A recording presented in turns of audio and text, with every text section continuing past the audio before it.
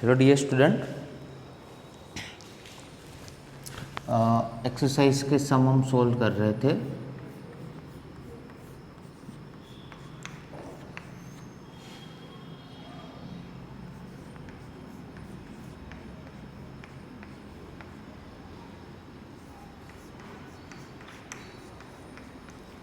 Chapter 2 exercise and I think lecture 18 clear. Example number 11 discuss करते हैं आज। देखो 11th में क्या दिया, the length breadth and the thickness of rectangular sheet of metal are. मतलब आपको लेंथ दी हुई है 4.234 मीटर,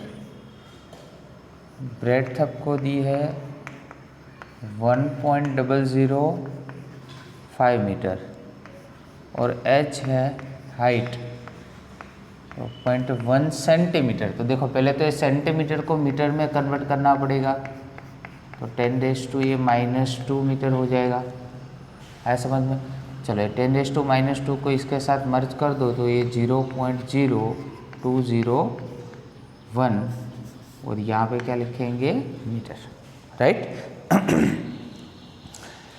क्वेश्चन ये है, given the area and the volume of the sheet to correct the significant figures. मतलब आपको एरिया फाइंड करना है रेक्टेंगुलर शीट का और आपको वॉल्यूम फाइंड करना है और to correct the significant figures. Significant figures को कंसीडर करने के साथ में करना है समझ में? तो पहले मेरे को तो ये बताओ कि यहाँ पे सबसे लीस्ट सिग्निफिकेंट फिगर्स कितने हैं। तो देखो इसमें 1 2 3 4 है, इसमें भी 1 2 3 4 है, बट इसमें 3 है। तो जैसे मैंने आपको बताया था प्रोडक्ट और डिवीज़न में करेक्ट टू सिग्निफिकेंट फिगर्स अगर पूछे तो जिसे लीस्ट सिग्निफिकेंट फिगर होता है वो कंसिडर करना है प्रोडक्ट और डिवीज़न में ही। ठीक है। एडिशन और सब्ट्रैक्शन में दोनों में फिर से डिफरेंट है। तो रेक्टेंगुलर शीट के लिए एरिया आप सब जानते हो 2 टाइम्स LB BH NHL होता है। ठीक है। चलो 2 टाइम्स अभी लेंथ मतलब हो गया अपने पास 4.234 इंटू 1.005 प्लस ब्रेड्थ के लिए होगा 1.005 इंटू 2.01। ठीक है। और h के लिए क्या होगा, तो 0.0201 इंटू और होगा अपने पास 4.234। क्लियर। चलो तो पहले सबका कैलकुलेशन करते हैं और क्या आंसर आता है वो एक बार चेक करते हैं। ठीक है ना। तो फर्स्ट का 4.234 इंटू 1.005।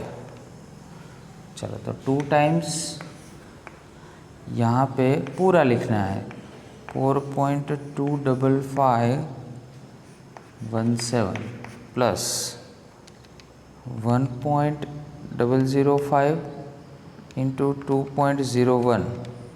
ठीक है। चलिए हो गया 2.02005 प्लस 0.0201 इंटू 0.0201 2.01। सॉरी यहाँ पे एक गलत हो गया है। h के लिए हमारे पास वैल्यू कितनी है, ये जो कन्वर्ट किया ना वो लिखनी है। ठीक है ना। 201 again we calculate 1.005 into 0.0201।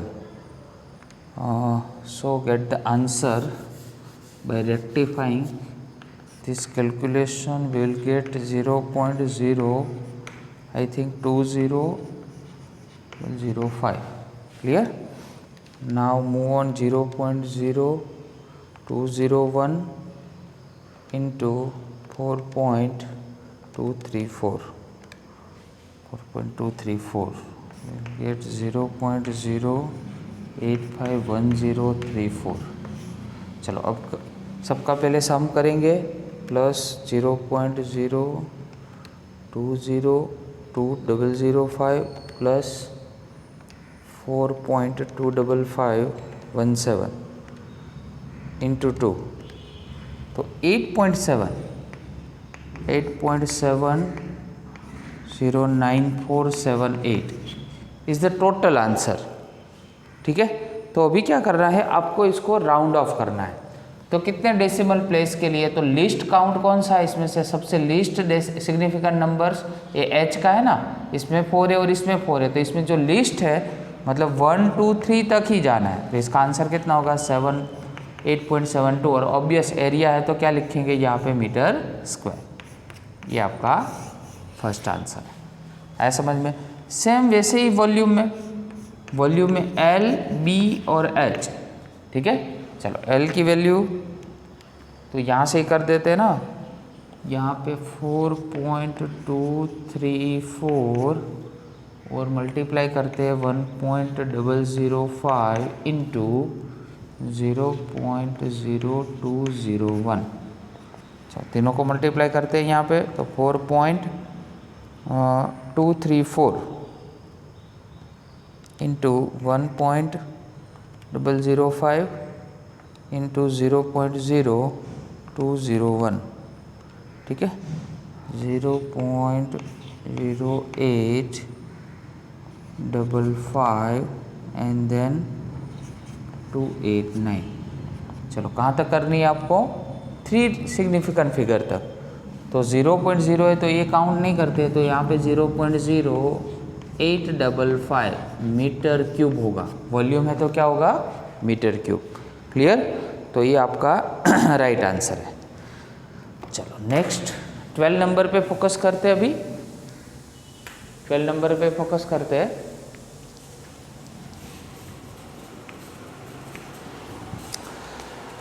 The mass of box measured by a grocer's balance is 2.300 kilogram. The gold pieces of mass 20.15 gram and 20.17 gram are added to the box. What is the total mass of the box? देखो total mass of the box क्या होगा। ठीक है, तो पहले तो यहाँ पे आपको मास ऑफ बॉक्स दिया है, तो मास ऑफ बॉक्स 2.300 किलोग्राम। ठीक है, चलो mass of gold pieces, mass of gold piece 1, मतलब फर्स्ट जो हम ऐड कर रहे हैं ना वो हमारे पास है 20.15 ग्राम। ठीक है, चलो ग्राम को पहले किलोग्राम में कन्वर्ट करना पड़ेगा क्योंकि यहाँ पे किलोग्राम दिया हुआ है। ठीक है, चलो तो 3.0.02015 एक kg हो जाएगा। ठीक है ना, वैसे ही यहाँ पे मास ऑफ गोल्ड पीस 2 की वैल्यू कितनी दी हुई है हमें, 20.17 ग्राम। चलो तो 20.17 इंटू 10⁻³ kg होगा। चलो ये 0.02017 ग्राम हो गया सॉरी किलोग्राम में कन्वर्ट कर दिया। क्लियर, तो अभी आपके पास 3 है, तो अभी बहुत ही सिंपल है। फर्स्ट है total mass of the box. अभी आप 2 पीस इसमें ऐड कर रहे हो बॉक्स में, तो टोटल क्या होगा, तीनों का सम होगा। तो यहाँ पे लिख देते हैं, sorry first A number total mass of the box. ठीक है, चलो क्या करेंगे, तीनों का सम करेंगे। तो पहले है हमारे पास 2.300, उसके बाद है 0.02015, इसमें प्लस करेंगे प्लस 0.02017। क्लियर, चलो हो गया 5 और 7 ये 2, यहाँ पे कैरी 1, ये 3, 0, 4, 3 एंड 2, ये आपका आंसर आया। ये सारे किस में है? केजी में। तो आंसर भी किस में होगा? केजी में। अभी मैंने आपको याद हो तो बताया था कि significant numbers, correct to significant number बोला है, that means we have to consider a significant numbers also. So least significant, least decimal places, देखो इसमें एक ही है, ये 2 0 है, वो पॉइंट के बाद की मैं बात कर रहा हूँ। पॉइंट के बाद एक ही यहाँ पे नॉन जीरो है, ये तो सारे जीरो है, तो ये मोस्टली काउंट नहीं होते। इसमें देखो पॉइंट के बाद क्या है, तो ये जीरो तो काउंट नहीं होगा, तो इसमें 1 2 3 4, ठीक है, ये बड़ा डिजिट है। सेम यहाँ पे भी वैसे ही है कंडीशन। दैट मीन लिस्ट कौन सा है? डेसिमल के बाद लिस्ट डिजिट है, ठीक है, लिस्ट डेसिमल डिजिट है वो सिंगल है, 1 है। तो आपको इसको सिग्निफिकेंट नंबर्स अगर बोले तो 2.3 तक ही जाना है, आया समझ में? तो आपका आंसर आएगा 2.3 kg ओनली। ये सारे काउंट नहीं करते क्योंकि लिस्ट मतलब एक ही लेना है, तीनों में से कोई भी एक कंसिडर करना है और उसमें भी लिस्ट डेसिमल प्लेस होना चाहिए, ठीक है। एडिशन और सब्ट्रैक्शन में ये रूल है। वैसे ही सेम दूसरा बोला है डिफरेंस, यस, तो शॉर्ट में यहाँ पे लिख देते हैं डिफरेंस। चलो डिफरेंस में बेटा क्या करेंगे, तो हमारे पास difference in the masses of piece, मतलब ये दोनों का ही बोला है, ठीक है, पीस। तो 20.17 हमारे पास है, ठीक है ना, वो ग्राम में ही लेते हैं। और दूसरा हमारे पास कितना है, 20.15 था, यहाँ पे लिख देते हैं कौन से यूनिट में लिया हमने, ग्राम में लिया है। चलो इसका माइनस करो तो ये हो गया 2, ये हो गया 0, ये 0 अगेन एंड 0, तो 0.02 ग्राम कितना होगा, 0.02 ग्राम इज अप्रोक्सीमेट 0.02 ग्राम। चलो तो यहाँ पे 2 कैसे लिए, तो देखो पॉइंट के बाद इसमें भी 2 डिजिट है, इसमें भी 2 डिजिट, सेम डिजिट है, तो पॉइंट के बाद कितना कंसिडर किया यहाँ पे 2। इसमें कोई लिस्ट नहीं था, ठीक है ना, लिस्ट डेसिमल प्लेस होता तो 1 होता तो हम इसके बाद 1 ही कंसिडर करते, बट यहाँ पे 2 है इसलिए 2 कंसिडर किया। चलो उसके बाद क्वेश्चन नंबर 13 पे जाते हैं। 13, question number 13, okay. A physical quantity P is related to 4 observation A, B, C, D as follow, and the equation is given a cube B square divided by root C into D. Here percentage error of measurement in A, B, C, D 1%, 3%, 4% and 2% respectively. What is the percentage error in the physical quantity P if the value of P calculated using the above relation turns out to be 3.763, to what value should you round off the result? मतलब इसमें concept है round of का और हमें percentage error find करनी है। तो यहाँ से डायरेक्ट लिखते हैं कि परसेंटेज एरर में मैंने क्या बोला था कि delta P divide by P अगर कर रहे हो और उसके साथ परसेंटेज यहाँ पे फाइंड कर रहे हो, तो परसेंटेज में ये परसेंटेज एरर। चलो यहाँ पे पावर का रूल क्या था, पावर आगे आता है और ए का क्या हो जाएगा, delta A by A percentage, ठीक है। उसके बाद यहाँ पे 2 आ गए, again delta B by B, plus यहाँ पे रूट है, रूट मतलब 1/2 पावर होता है, डेल्टा C बाई C, और D के लिए क्या होता है, डेल्टा D बाई D। आया समझ में? चलो तो ये हो गया अपने पास डेल्टा P बाई P। अभी देखो ये सब की वैल्यू आपको दी हुई है, ए की वैल्यू है 1%, कितना है 1%, तो ए हो गया 1%, अगेन 2 उसके साथ मल्टीप्लाई करेंगे 2%, और 1/2 उसके साथ मल्टीप्लाई करेंगे 3%, और हमें दिया है लास्ट वन 4%, ठीक है। तो ये हो गया 3%, ये हो गया 4, ये 3/2, ठीक है, ये 3/2% और प्लस 4%। अभी परसेंटेज सामने है तो ऑलरेडी ये निकाल देते हैं, सबका कैलकुलेशन करते हैं, कितना आंसर आ रहा है टोटल, देखो 3 और ये 4, ठीक है। और लास्ट वाला जो वैल्यू, और यहाँ पे सॉरी यहाँ पे आपको दिया है 4%, I am sorry, just because a वाला आपको दिया है 2% और ए 3% है, ठीक है। चलो तो 2 3 जा हो गया अपने पास 6, चलो ए हो गया अपने पास 2, तो यहाँ पे हम कितना लिखेंगे 2% लिखेंगे, और ए आपको दिया है ऑलरेडी 2, तो 3 6 9 11 और टोटल कितना होगा 13%। तो डेल्टा पी बाई पी जो है वो परसेंटेज में पहले वैल्यू आपको फाइंड करने को बोली थी, वो अपने आए परसेंटेज वैल्यू 30। दूसरा क्वेश्चन ये पूछा है, अगर मान लो कि पी आपने कैलकुलेट किया और above relation turns out to be 3.763, तो आप उसको कैसे राउंड ऑफ करोगे। तो देखो इसकी वैल्यू, इसमें कितने सिग्निफिकेंट नंबर आए 2 सिग्निफिकेंट, तो इसको 2 सिग्निफिकेंट नंबर तक राउंड ऑफ करना है, 2 डिजिट तक राउंड ऑफ करना है। तो यहाँ पे 6 है, 6 तो 6 का एक कैरी इसमें ऐड होगा, तो ये कितना बन जाएगा 3.8। तो ये सेकंड आंसर आपका क्या होगा 3.8, ठीक है। 1 और 2 सिग्निफिकेंट नंबर आ गए, और इसमें भी कितने थे 2 सिग्निफिकेंट नंबर थे। तो ऐसे आपको सॉल्व करना है। नंबर 14 में सही से ध्यान देना, और बहुत सारे स्टूडेंट को इसमें बहुत सारा कंफ्यूजन होता है, बट बहुत ही क्लियर है।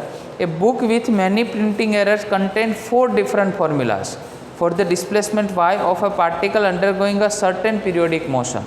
आपको डिफरेंट पीरियोडिक मोशन के 4 फॉर्मूलाज दिए हुए हैं। फर्स्ट फॉर्मूला मैं यहाँ पे लिख रहा हूँ, y is equal to A sine, यहाँ पे 2 pi t divide by capital t. अभी याद रखिए कि यहाँ पे ये जो सारे फॉर्मूलाज है उसमें पीरियोडिक मोशन के फॉर्मूलाज है, ठीक है। और पीरियोडिक मोशन में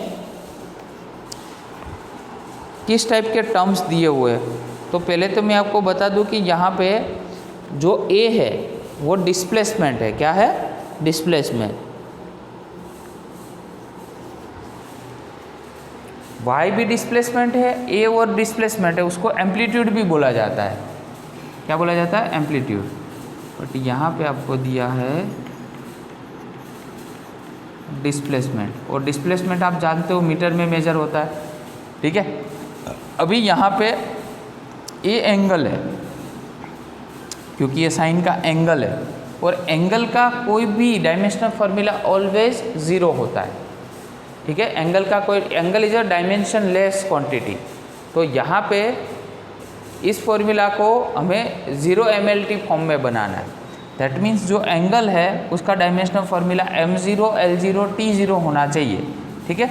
तो हमने क्या बोला था, इसमें आपको बताया था कि डायमेंशनली वैलिड है कि इनवैलिड है, वो चेक करने के लिए क्या करना है, लेफ्ट हैंड साइड और राइट हैंड साइड अगर इक्वल है तो ये हो सकता है। तो देखो पहले लेते हैं हम लेफ्ट हैंड साइड।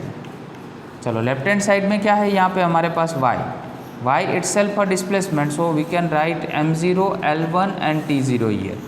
तो इसके लिए डायमेंशनल फार्मूला ये होगा। चलो पहले ए के राइट हैंड साइड का फर्स्ट पार्ट लेते हैं, तो ए के लिए डायमेंशनल फार्मूला लेंगे। चलो ए के लिए डायमेंशनल फार्मूला क्या होगा, तो ए डिस्प्लेसमेंट है, तो again m0 l1 and t0, clear. और राइट हैंड साइड का second part for sine, but sine तो ट्रिगोनोमेट्री फंक्शन है, उसका हमें एंगल लेना है। तो इसका डायमेंशनल फॉर्मूला अगर कंसीडर करें तो देखो 2 पाई टी और डिवाइड बाई टी। अभी टी तो यहाँ पे टाइम है, अभी शॉर्ट में लिख रहे हैं, टाइम का क्या होता है t1, 2 पाई का तो 0 होता है, वो कांस्टेंट है, कांस्टेंट का डायमेंशनल फार्मूला नहीं होता है।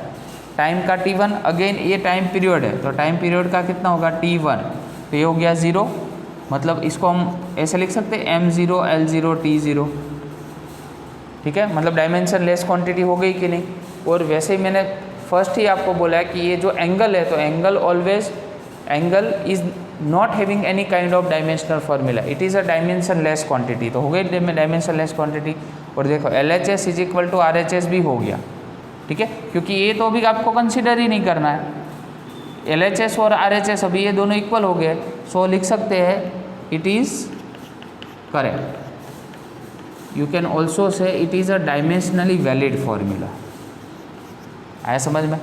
वैसे ही जो सेकंड है वो सेकंड के बारे में डिस्कस करते हैं।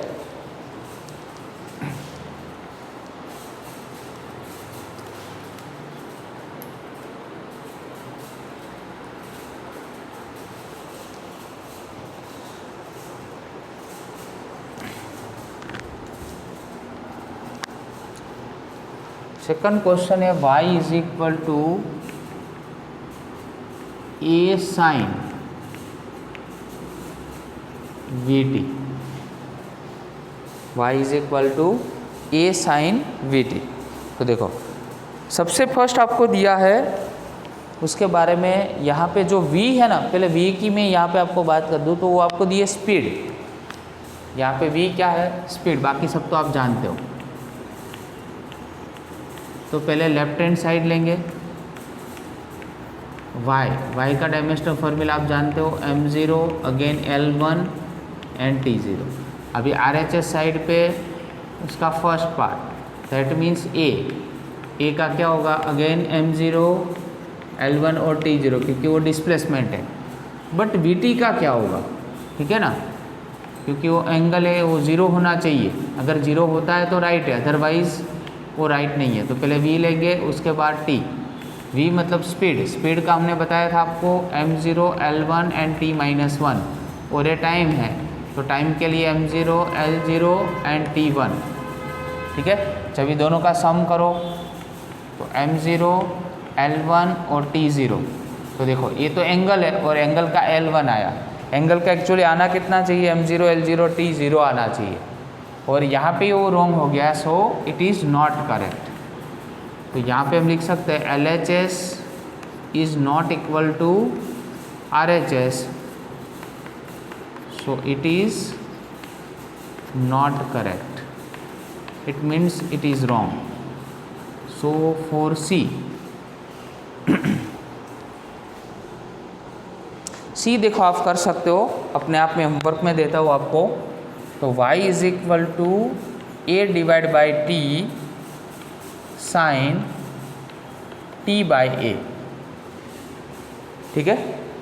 तो देखो यहाँ पे अभी आप सबको पता है कि y भी डिस्प्लेसमेंट है, t टाइम पीरियड है, तो ये दोनों का आप डिवीज़न में कर सकते हो और अल्टीमेटली ये दोनों का कैसे लाना है आपको, ज़ीरो लाना है, m0 L0 t0 होना चाहिए, प्रूव करना है, क्योंकि एंगल का डायमेंशनल फॉर्मूला ऑलवेज ज़ीरो होता है, ठीक है। तो ये अपने आप कर सकते हो, ये होमवर्क में है। डी नंबर में करवाता हूँ, वो थोड़ा कॉम्प्लिकेटेड है, इसलिए a√2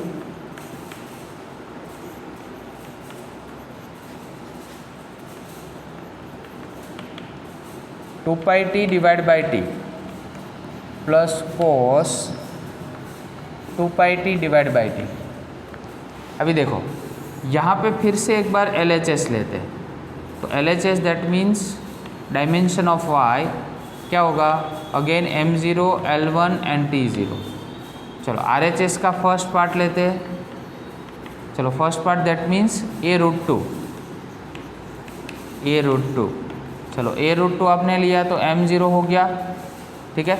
अभी a मतलब अगेन डिस्प्लेसमेंट है, तो डिस्प्लेसमेंट मतलब L1 और √2 वो तो कांस्टेंट है, कांस्टेंट का डायमेंशनल फॉर्मूला नहीं होता है, तो कुछ लिखने की ज़रूरत नहीं है।